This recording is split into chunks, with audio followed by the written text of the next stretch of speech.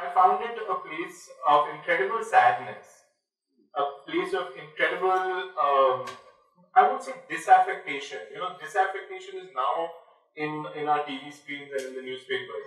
But it was this tremendous kind of sadness and hopelessness.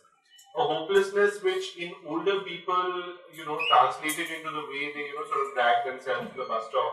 And in younger people, this kind of sullenness, this kind of purposelessness, which was also, it was not yet anger, it appeared. It was just, this kind of like a feeling inside that where do I take myself? What do I do with myself? And why can I not do anything with myself? So that was how I perceived it. That's how I saw it. It was an underdog of a place, and that's why I instinctively took to it.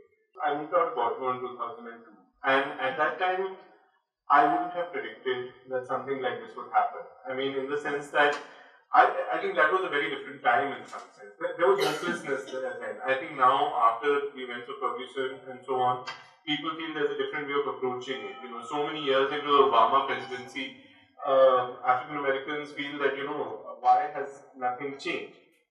And I can tell you from my observation of that time why I feel nothing would have changed. Because this book, so the premise of this book, for those of you who haven't had a chance to look at it, is that there are these people who live on one block in Baltimore, and that block, along with several other blocks up and down, north and south, is going to be demolished for a large redevelopment project. The idea was that all this housing is just all the space is just rotting. Let's change it and build different kinds of housing, different kinds of retail spaces, and technology parks and all that. But the problem is that when the technology park comes, the person who can get a job in the technology park is not the person who lived in the house that the technology park has replaced. Because the person who lived in the house that the technology park has replaced simply does not have the qualification to do anything but be a janitor or a security guard in the technology park.